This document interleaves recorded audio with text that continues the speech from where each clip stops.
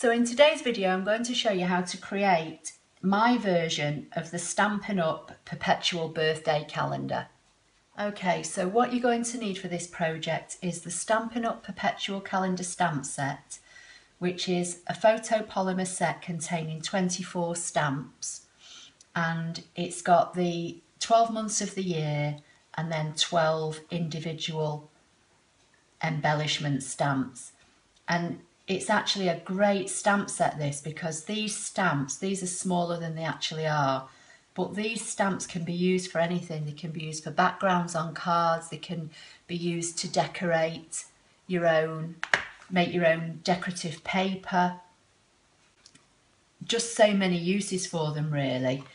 And the other thing that you're going to need are the printouts that I'm going to supply for you. And just to give you some background to this, Stampin' Up do a Perpetual calendar birthday kit that was in our spring summer catalogue, and it's been carried over into the new catalogue that comes out on the 2nd of June, and it's on page 12 if you want to view it online or if you want to get a catalogue. And basically the kit comes in a box with printed calendar pages, and you get some ribbon and some embellishments to make up the calendar itself. But they also sell this, which is the stamp kit. This is full size. So as you can see, you've got the 12 months of the year and then 12 individual stamps. And you can use this stamp set to then embellish that kit further. That kit doesn't come with the stamp set. So I already own the stamp set, so I thought, well, I'll make my own pages. So basically what I've done, I've created a spreadsheet on my Mac computer, and I'm going to convert this into a PDF document, but obviously I'm in the UK and we use A4 paper. So if you're anywhere else in the world and your printers use smaller paper than that, you may just have to move or jiggle this about, I'm not really sure.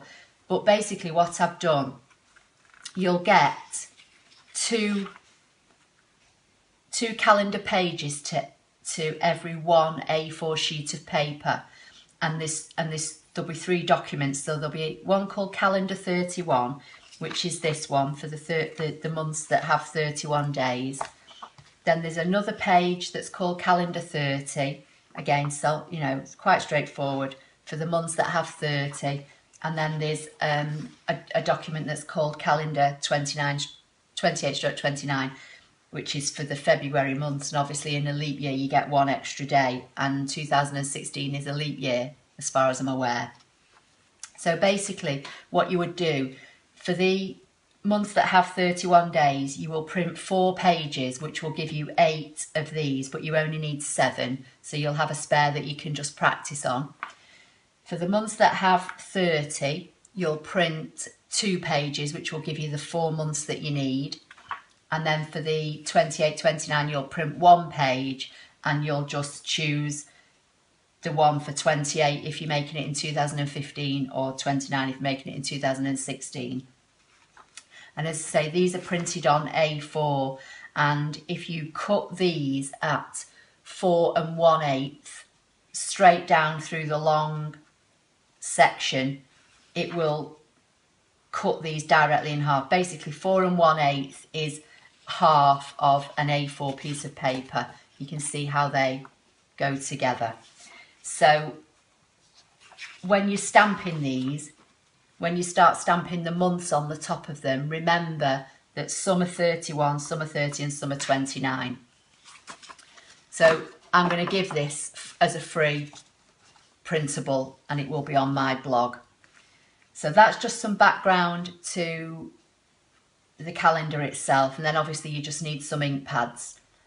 Okay, to save a little bit of time, I've stamped the majority of the pages already, so I'll just tell you what I've done. So with this stamp, I got all my colours out that I was going to use, and basically I've used all the in colours that are still in up until the 1st of June this year. So I've used Coastal Cabana, pistachio pudding, strawberry slush, crisp cantaloupe, baked brown sugar, and then I've also used blackberry bliss, which is still an in colour for this year, and blushing bride, which I think is also still an in colour, and I think they're from the Subtles range. And then the only other colour I've not used that's not Stampin' Up is this ready one that I'm going to use, which is a Tim Holtz Distress ink, and it's called Fired Brick. So I took this splodge kind of design, inked it up. So for instance, on January here, I've got all these in month order with going off the dates. So 31 here for January, 29 for February next year. And basically, I don't know if you can see, but I've got a scrap piece of paper here. So I inked up this, stamped onto the scrap, and then stamped onto the calendar. And that gives me the kind of faded out background.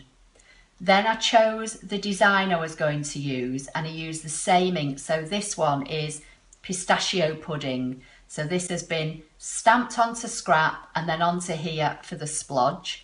And then I chose the design I was going to use, and I inked that up and stamped that directly every time so that you get a tone on tone effect.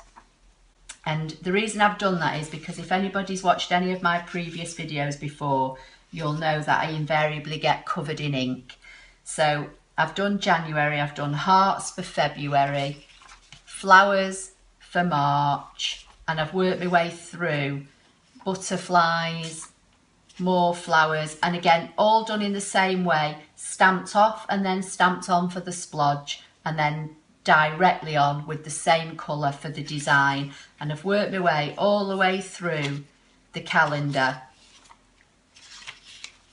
and I'm now up to November and December.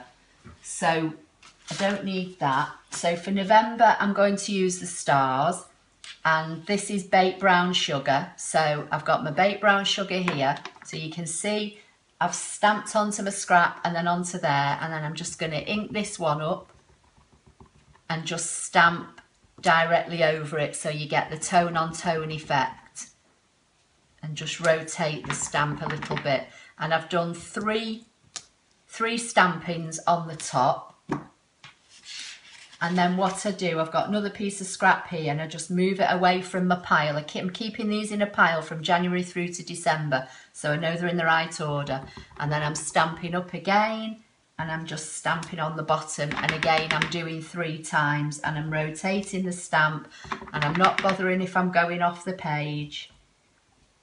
And then I clean my stamp, put that one back, and then I'm going to use the snowflakes for the last one. So that's how we're looking for November. And then I'm just putting them face down out of the way. Then I can close this ink up, because you know I'm going to put my fingers in it, don't you?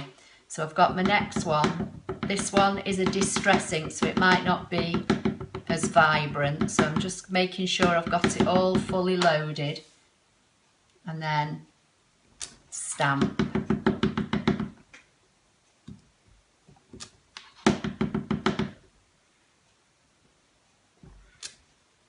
And then do the same at the bottom.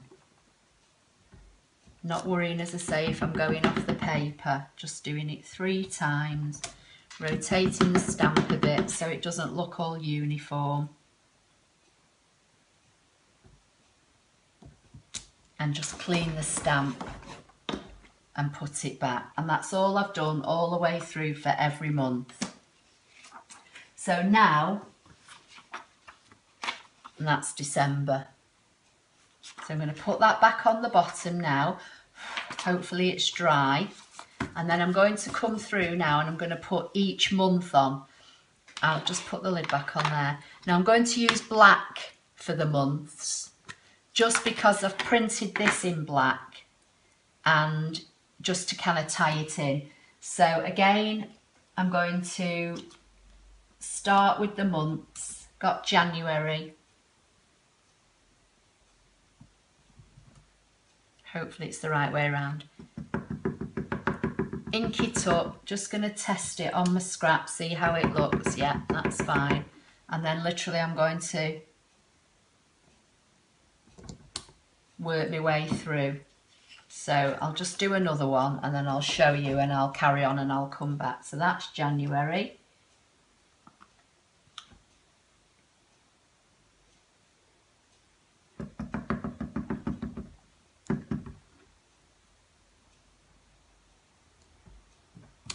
February. Do one more. Just turn that over and then I'll show you these in a minute. Get the stamp the right way round.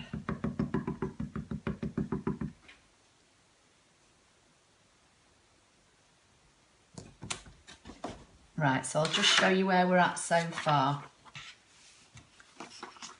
So January, February,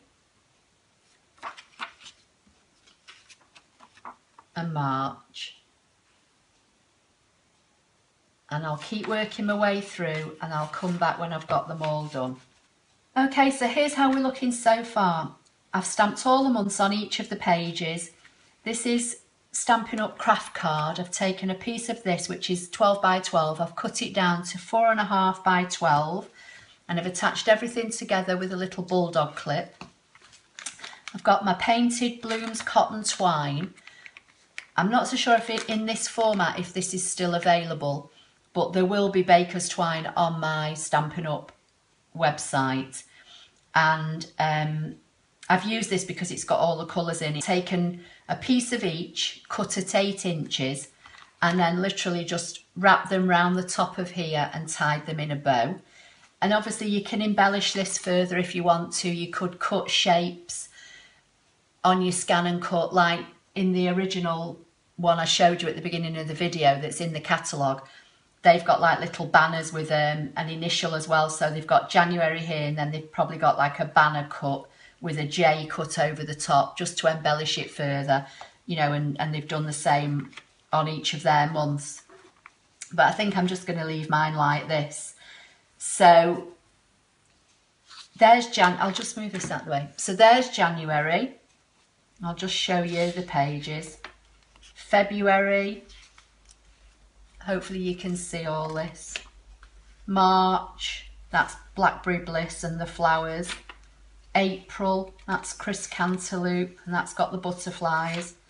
May, I think that's Coastal Cabana and that's the flower set. This flower set is actually very similar to the big flower that's in the Flower Patch stamps, and that's a beautiful stamp, and you've just got the same thing here, only slightly smaller. So you could, if you've got that set as well, you could combine the two sets.